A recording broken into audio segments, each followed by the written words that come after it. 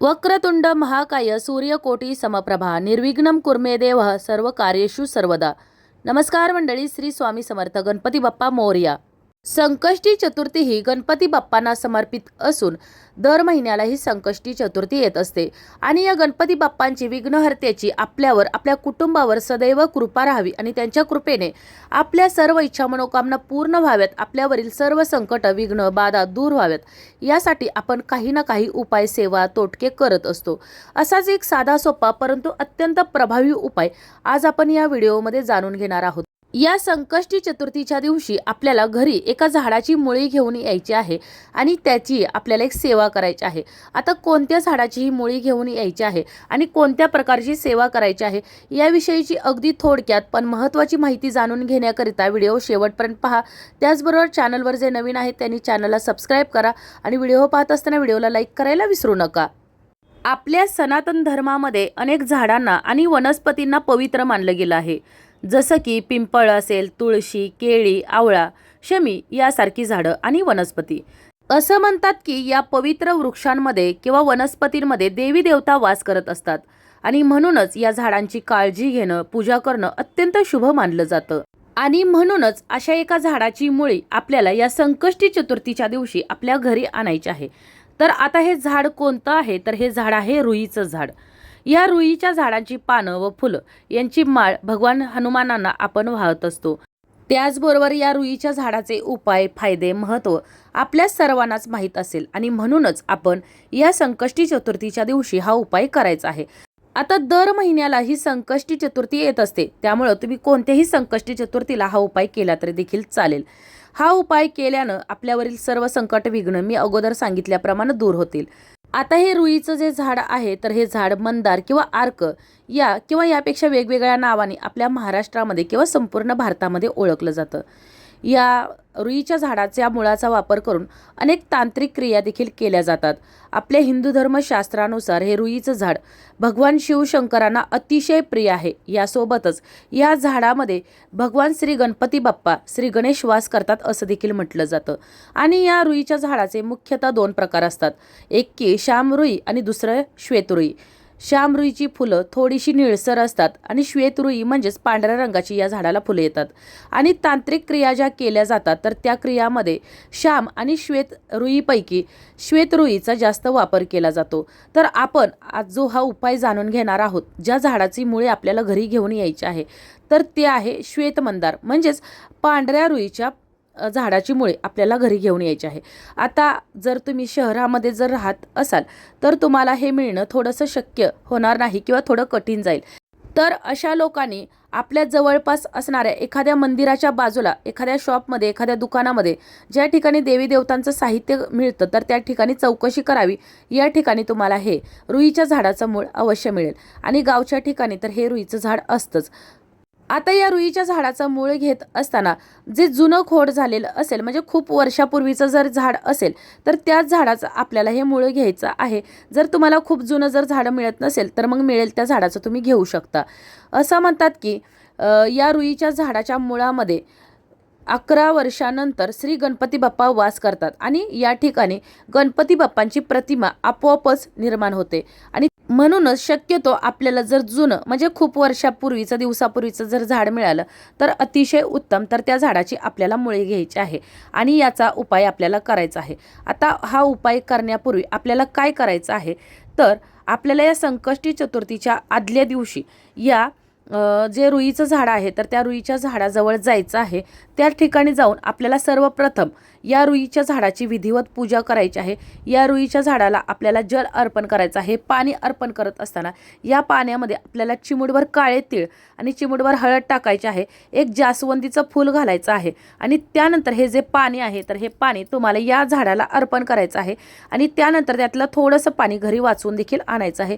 त्यानंतर हळदी कुंकू, अक्षदा, फुलं, धूपदीप दाखवून या रुईच्या झाडाची विधिवत पूजा करायची आहे। आणि त्यानंतर या रुईच्या झाडाखाली बसून तुम्हाला 108 वेळा ओम गण गणपते नमः या मंत्राचा तुम्हाला जप करायचा आहे। मनापासून तुम्हाला ही सेवा करायची आहे। त्यानंतर तुम्हाला या ज्या वृक्षाला म्हणजे रुईच्या वृक्षाला प्रार्थना करायची आहे, हे मंदार वृक्ष आम्ही आपल्याला आमच्या घरी म्हणजेच आमच्या वास्तूमध्ये घेऊन जात आहोत आपण आमच्या जीवनामध्ये प्रवेश करावा, आमच्या कुटुंबामध्ये तुम्ही प्रवेश करावा आणि आमच्या घरामध्ये जी काही विघ्न, संकट, बाधा, दरिद्रता, आजारपण आहे ते सर्व काही तुमच्या कृपेनं दूर करावं, या विघ्नहर्त्याच्या कृपेनं दूर करावं आणि आमच्या कुटुंबामध्ये नेहमी लक्ष्मी मातेचा वास राहावा, आमच्या कुटुंबामध्ये नेहमी सुखशांती टिकून राहावी आणि अशा प्रकारे तुमच्या मनामध्ये जी काही इच्छा मनोकामना असेल तर ती तुम्हाला या मंदार वृक्षाला म्हणजेच या रुईच्या झाडाला बोलून दाखवायची आहे. पुन्हा एकदा तुम्हाला मनोभावे या झाडाला नमस्कार करायचा आहे आणि त्यानंतर तुम्हाला या झाडाची मुळी काढून घ्यायची आहे आणि ही मुळी काढून घेतल्यानंतर देखील पुन्हा एकदा आपल्याला या वृक्षाला नमस्कार करायचा आहे आणि आपल्या घरी आमंत्रित करायचं आहे, आपल्या घरी लक्ष्मीचा वास राहण्यासाठी आणि आपल्यावरील दरिद्रता, विघ्न, संकट, बाधा दूर करण्यासाठी प्रार्थना करायची आहे. त्यानंतर ही मुळी घरी घेऊन यायची आहे. घरी आल्यानंतर सर्वप्रथम ही गंगाजलाने किंवा स्वच्छ पाण्याने तुम्हाला धुवून घ्यायची आहे. आता तुम्ही मुळी घेत असताना तुम्ही एकापेक्षा जास्त 2 किंवा 3 घेतल्या तरी देखील चालतील आणि त्यानंतर तुम्ही घरी घेऊन आल्यानंतर त्या स्वच्छ धुवायच्या आहेत आणि त्यानंतर एक प्लेट घ्यायची आहे. एका प्लेटमध्ये अक्षता ठेवायच्या आहेत. या अक्षता तुम्हाला हळदी कुंकवानं लाल करून घ्यायच्या आहेत. शक्यतो अखंड अक्षता घ्यायच्या आहेत आणि त्यानंतर त्या अक्षदांवरती देवघरासमोर जर तुम्ही संकष्टी चतुर्थीला गणपती बाप्पांची विधिवत पूजा केली असेल तर त्या ठिकाणी तुम्हाला या ठेवायच्या आहेत. जर केली नसेल तर तुम्ही देवघरासमोर देखील ठेवू शकता. त्यानंतर तुम्हाला एक दिवा प्रज्वलित करायचा आहे. हा दिवा तुम्हाला गाईच्या तुपाचा दिवा प्रज्वलित करायचा आहे. त्यानंतर तुम्हाला त्या ठिकाणी अगरबत्ती लावायची आहे, धूपदीप लावायचे आहे आणि आपल्याला या ज्या मुळ्या आणल्या आहेत तर त्याची विधिवत पूजा करायची आहे, सेवा करायची आहे आणि पुन्हा एकदा त्यांना प्रार्थना करायची आहे. आपल्याला यांना एक लाल जास्वंदीचं फूल देखील अर्पण करायचं आहे आणि त्यानंतर प्रार्थना करायची आहे की आपण आमच्या घरामध्ये प्रवेश केलेला आहे तर तुमच्या कृपेने, आपल्या कृपेने आमचं घर धनधान्यानं परिपूर्ण व्हावं आणि आमच्या कुटुंबावरची सर्व संकट, विघ्न तुमच्या कृपेनं दूर व्हावीत. आणि त्यानंतर तुम्हाला पुन्हा एकदा गणपती बाप्पांचं नामस्मरण करायचं आहे, या विघ्नहर्त्याचं नामस्मरण करायचं आहे. या विघ्नहर्त्याला देखील तुम्हाला तीच प्रार्थना करायची आहे आणि या ज्या मुळ्या आहेत तर त्या तुम्हाला देवघरासमोरच किंवा ज्या ठिकाणी गणपती बाप्पांची स्थापना केली आहे, पूजा केली आहे तर त्या ठिकाणी ठेवून द्यायच्या आहेत. दुसऱ्या दिवशी संकष्टी चतुर्थीच्या तुम्हाला या मुळ्या एका लाल रंगाच्या कपड्यामध्ये ठेवायच्या आहेत. अगदी छोटासा तुकडा घेतला तरी देखील चालेल. आता तुम्ही हे मुळ्या आहेत तर त्या तुम्ही तिजोरीमध्ये देखील ठेवू शकता किंवा तुमचा व्यवसाय आहे तर त्या ठिकाणी ठेवू शकता किंवा एखादा ताबीज घेऊन या ताबीजामध्ये तुम्ही ही मुळी, या मुळीचा तुकडा ठेवून तुमच्या उजव्या दंडावरती देखील धारण करू शकता. महिला किंवा पुरुष कोणीही असतील तर त्यांनी हा आपल्या उजव्या दंडावरती धारण करायचा आहे. आणि तुम्हाला जरी धारण करणं जरी शक्य होत नसेल किंवा तिजोरीमध्ये किंवा जर तुम्हाला तुमच्या व्यवसायाच्या ठिकाणी जरी ही जर मुळीचा तुकडा ठेवायचा नसेल तर तुम्ही मग तुमच्या देवघरामध्येच ही स्थापन करायची आहे.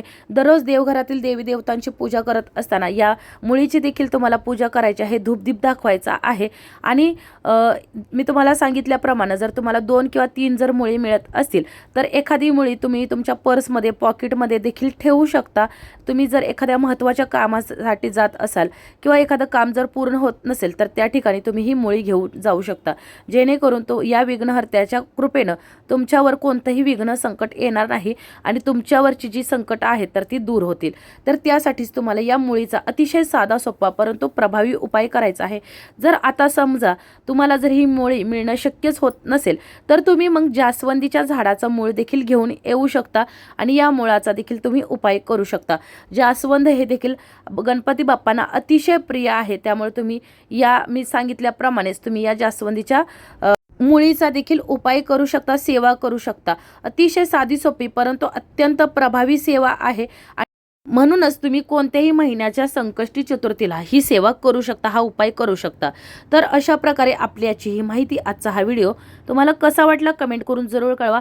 माहिती आवडली असेल तर व्हिडिओला लाईक करा, चॅनलला सबस्क्राईब करा आणि हा व्हिडिओ जास्तीत जास्त शेअर करा. जर काही समस्या असतील, अडचणी असतील तर तुम्ही मला कमेंटमध्ये विचारू शकता. धन्यवाद.